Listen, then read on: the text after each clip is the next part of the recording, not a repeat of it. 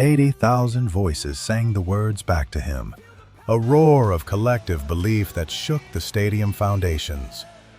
Jon Bon Jovi stood at the microphone, arms spread wide, absorbing the sound of connection he had created.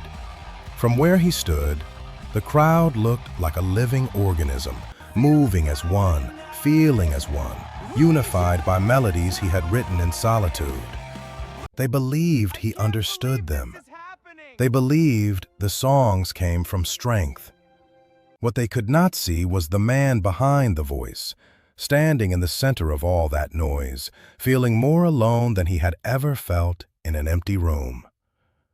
This is the story of the stadium voice that united millions and the silence he faced alone. Before the stadiums, before the anthems, before the millions, there was only a boy and a guitar in a bedroom too small for the dreams he carried. Jon Bon Jovi was born John Francis Bon Jovi Jr. in 1962 in Perth Amboy, New Jersey, a working-class town where success was measured in steady paychecks and survival, not artistic achievement.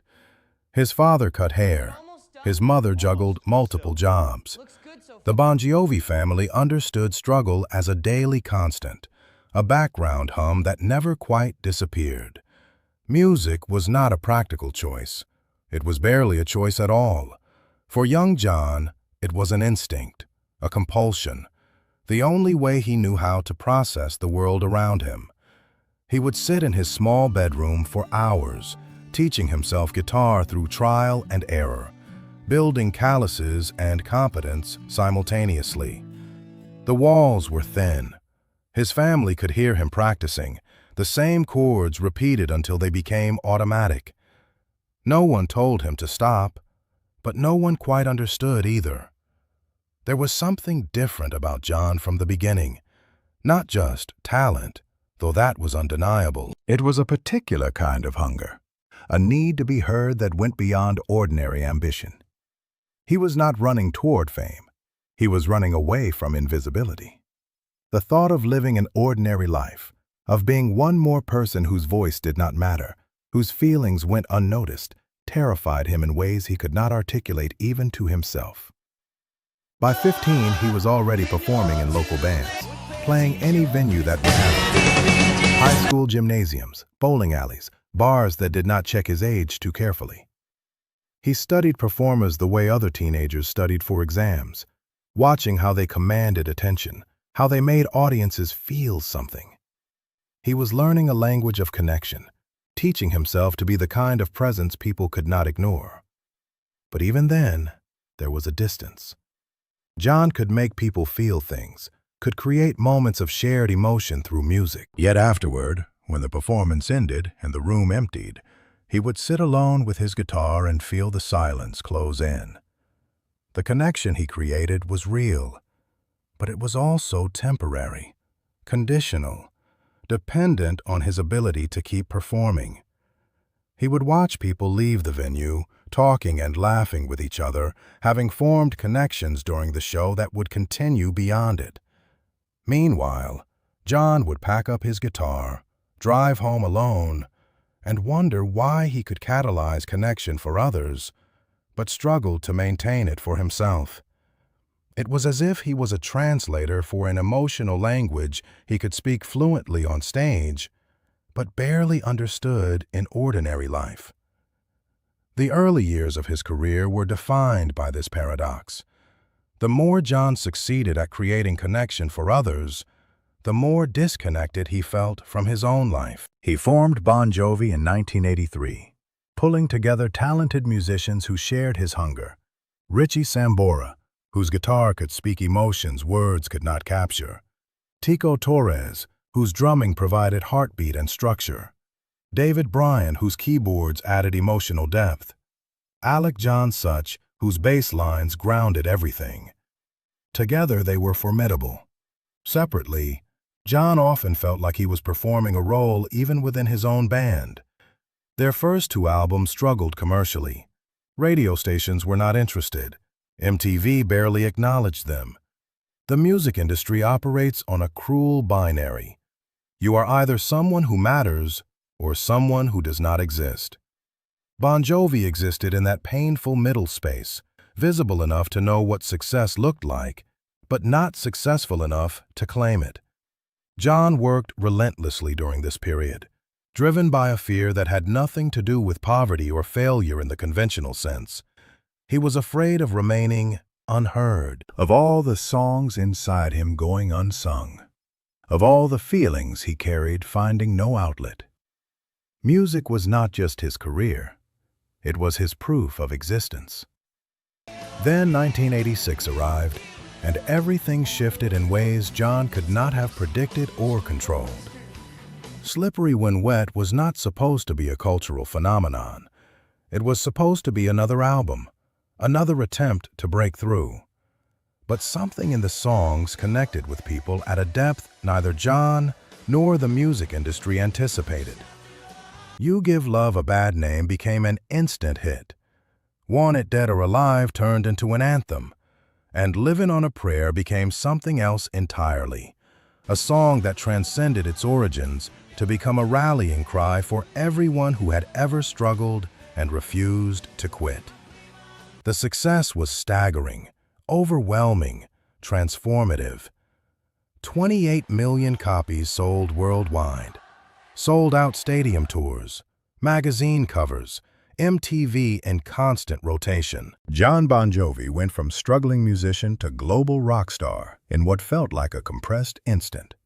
The validation he had craved arrived with the force of a tidal wave, and it brought silence with it. Not literal silence, of course. Jon's life became noisier than ever.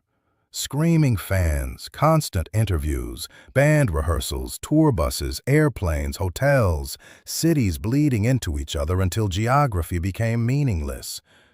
The noise was relentless, inescapable, a wall of sound that surrounded him every waking moment.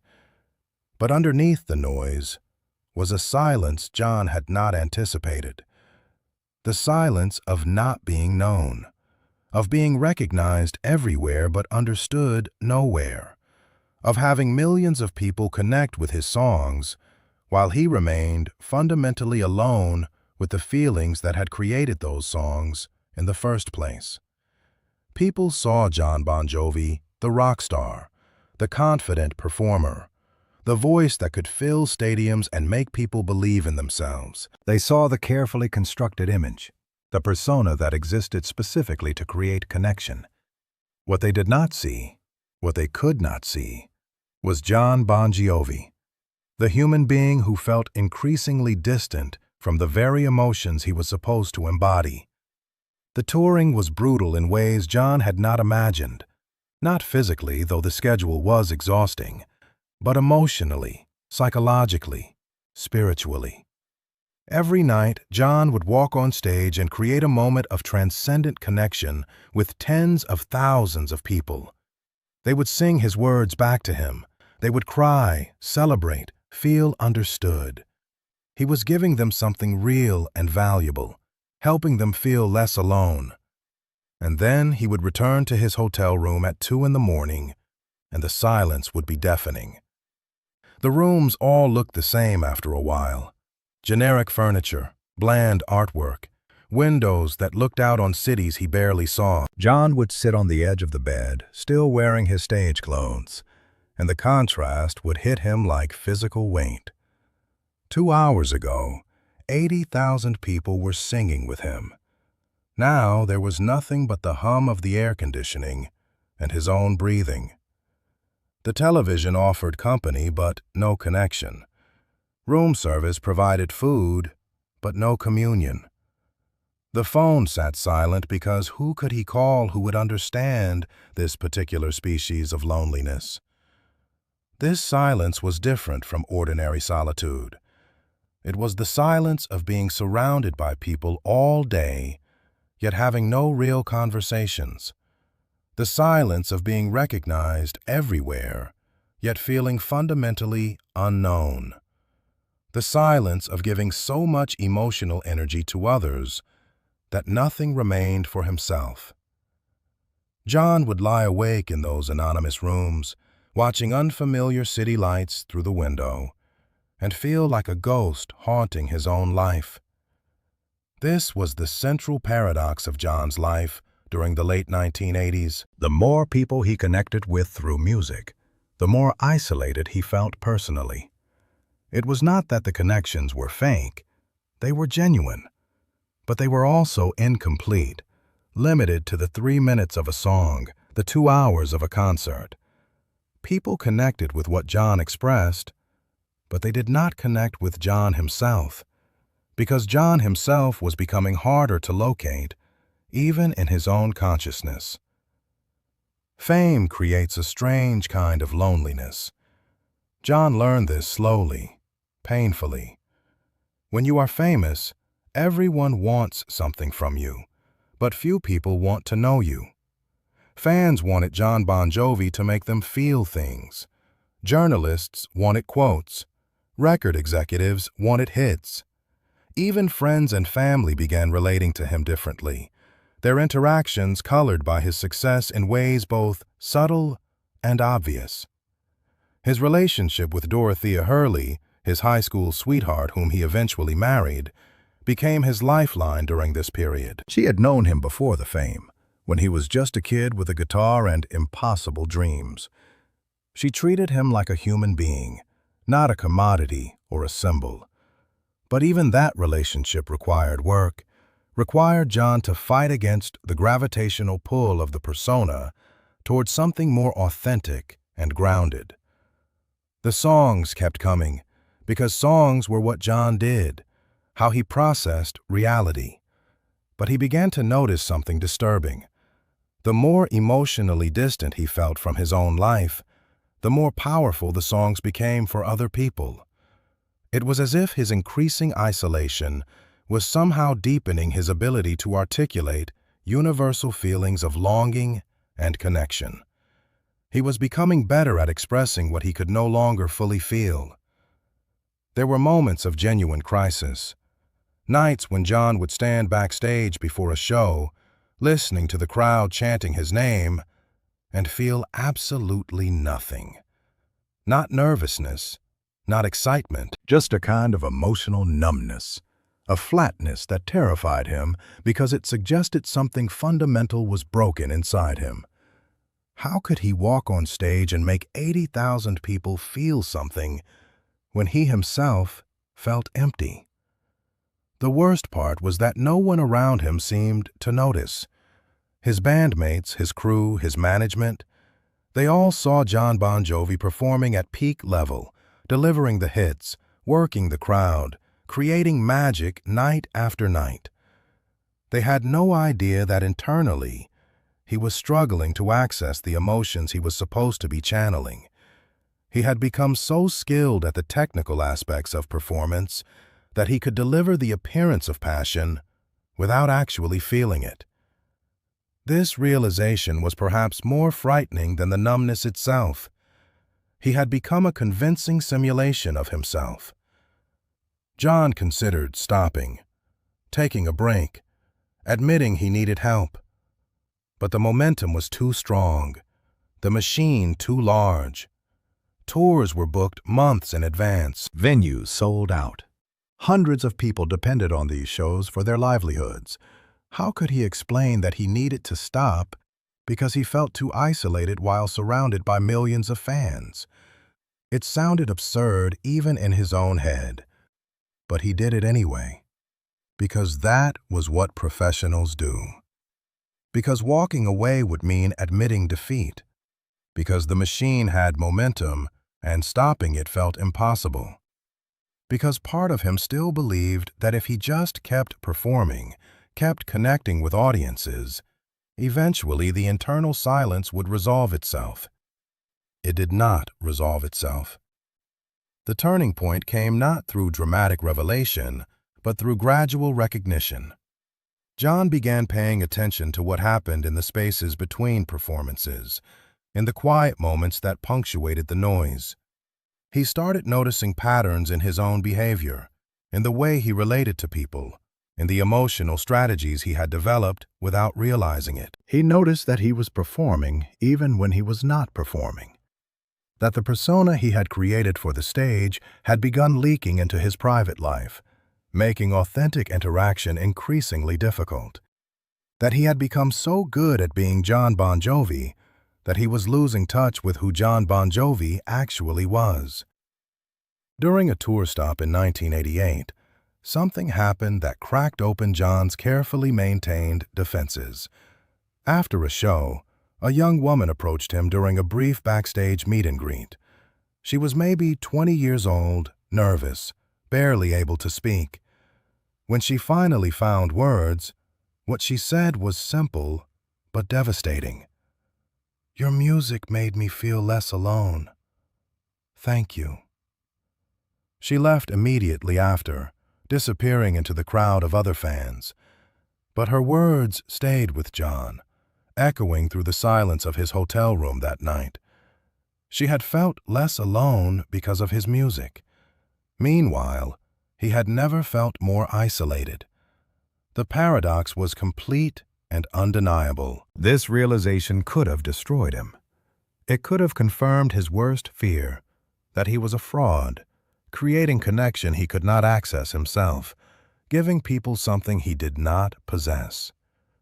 But instead, it opened a different possibility. What if the silence he faced alone was not evidence of failure, but the cost of the gift he was giving others? Jon began to understand that connection and isolation were not opposites, but companions in his particular journey. The songs that helped millions feel less alone were born from his own loneliness. The anthems of togetherness came from someone who often felt profoundly separate. This was not hypocrisy. It was the artist's burden, to transform personal pain into collective healing. This understanding did not make the silence easier to bear, but it gave it meaning. Jon stopped trying to eliminate the loneliness and started trying to coexist with it, to accept it as part of the price for creating music that mattered. He learned to sit with silence rather than run from it, to let it inform his work rather than poison it. The 1990s brought new challenges. Musical trends shifted.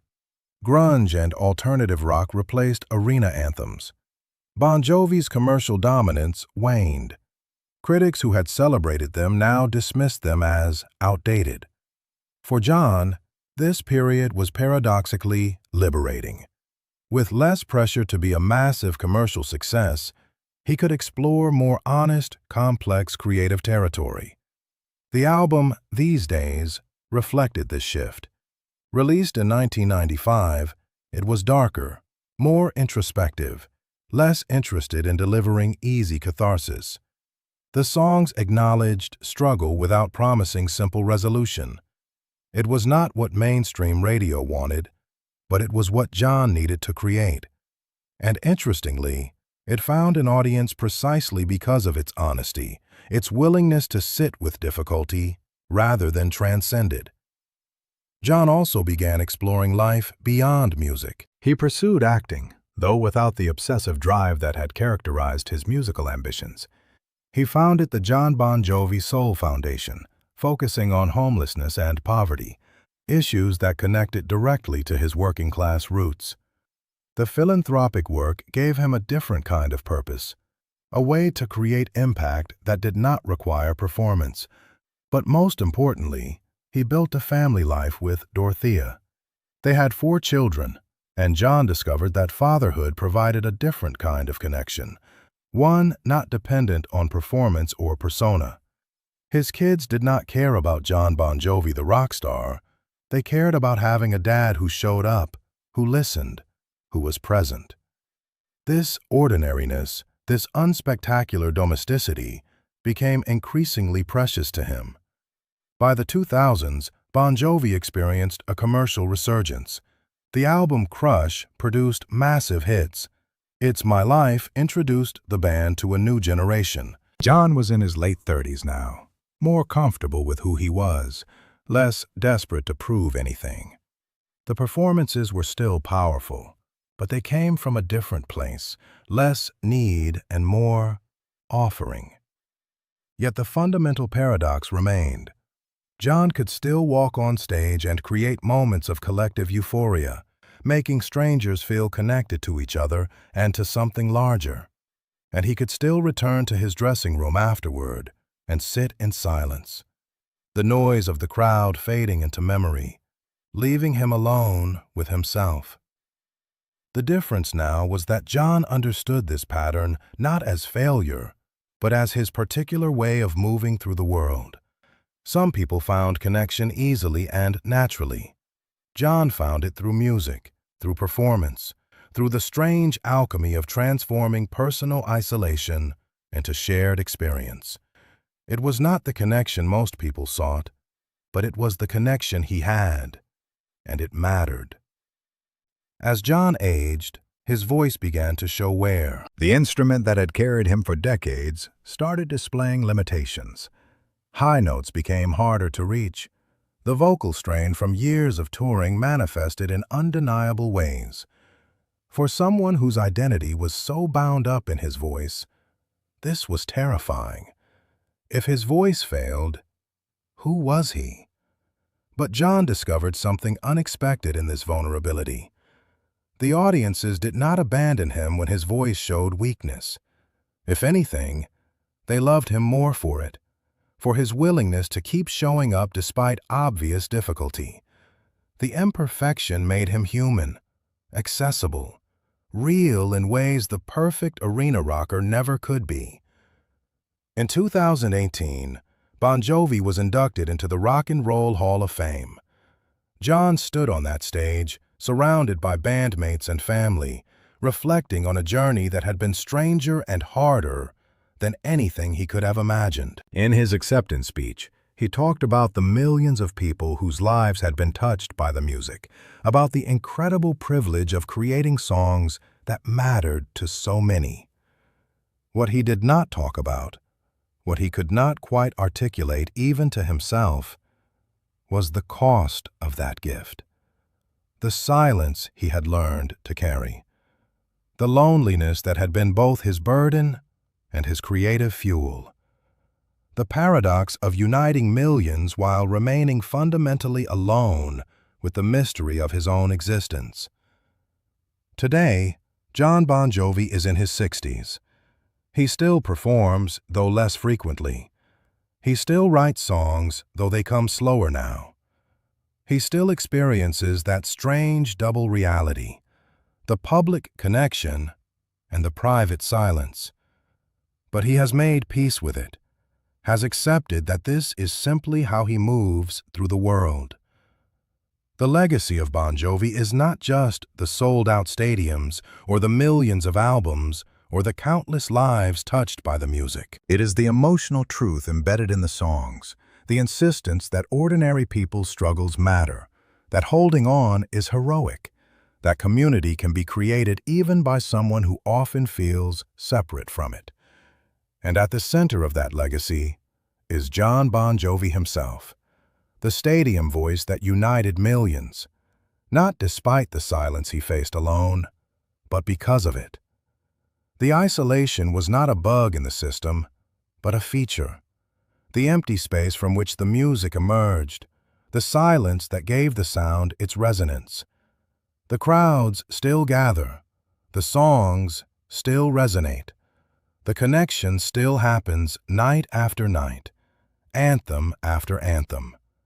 And Jon still stands at the center of it all, creating togetherness from loneliness, building bridges from isolation, giving millions of people the feeling of being understood by someone who himself often feels misunderstood. That is the real story, not the story of triumph and celebration that the magazines tell, but the story of cost and sacrifice and the strange mathematics of artistic creation, where one person's loneliness can become millions of people's sense of connection, where silence and sound are not opposites, but partners in the creation of meaning. Jon Bon Jovi gave the world a voice to gather around, and in exchange, he learned to live with the silence, to carry it, to let it shape him without destroying him. The paradox never resolved, but it did not need to. It simply was, and is, and continues to be, as long as the music plays and the crowds sing, and Jon stands alone at the center of it all. The stadium voice that united millions, and the man who learned to face the silence without flinching. The music remains. The silence remains. And so does Jon Bon Jovi, still navigating the space between them, still finding songs in the emptiness, still proof that sometimes the loneliest people create the most powerful moments of connection. Not because they have transcended their isolation, but because they have learned to transform it into something others can use to feel less alone. That transformation is the artist's real gift. Not happiness or resolution, but the alchemy of turning pain into beauty, loneliness into community, silence into song. And Jon Bon Jovi has been performing that transformation for 4 decades. Every night, every song, every moment of connection built on a foundation of solitude that only he fully understands.